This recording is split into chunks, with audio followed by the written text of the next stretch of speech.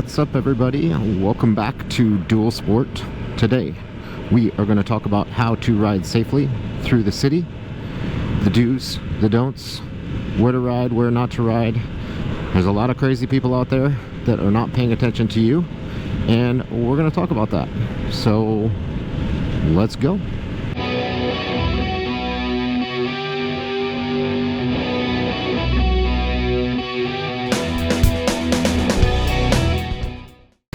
First thing we are going to talk about is lane position. When you are riding down the road, you have three different areas that you can ride.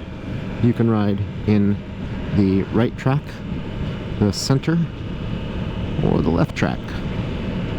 And depending on the driving conditions and what the situation is, I will choose what lane I'm selecting based on that. So first thing, if I'm on a two-lane road like this and it's fairly light traffic where I can see quite a bit in front of me, I'm going to pick the right side track.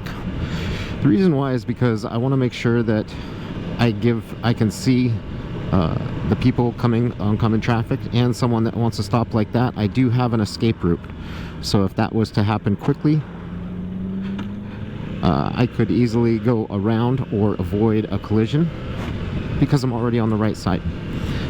Now, when it's wide open like this, I'll either pick the right track or the center, depending on the conditions. If the right track is kind of gnarly or whatever, I might choose the center. But basically, these are the times when it's open like this that I like to rest and relax and get back on my motorcycle. Because in the city, you always want to be on your toes, and you always want to be watching out for things that are going on. These are the times to relax. And then once you start to see that there's more traffic coming or stop sign, obviously, you kind of get back into it and retain your focus. All right, we are coming up on a roundabout. Do not let anyone fool you. Roundabouts are great. You don't have to stop. You just pretty much keep on going. And for the most part, they're designed to ease the flow of traffic if used correctly. Now, there are people that do not know how to use them. So when I enter a roundabout, I'm always cautious. I'm looking even at that guy way over there, making sure he doesn't do something foolish and turn right through there quickly. And I yield and get out. All right, so you're coming up to a stop sign. If I see that I have lots of space, what I like to do is I like to get it down into second or so and just start to creep. I know there's a stop sign coming up. My goal is to stay on the bike balanced as long as possible and not actually have to put my foot down. So I'm going to go into neutral, and then I'm going to use my brakes here, and I'm going to slowly come to a stop and see if I can get the light to change before I stop. In this case, it was not the case, but I'm just going to come to a stop sign and I'm right back on it. I like to do that because it really develops balance and it gets you some control of your bike. It's good to have ultimate control in the city because I'm always defensive here. I'm always looking out for people on the left and the right of me. Blind spots. I try not to ride in someone's blind spot.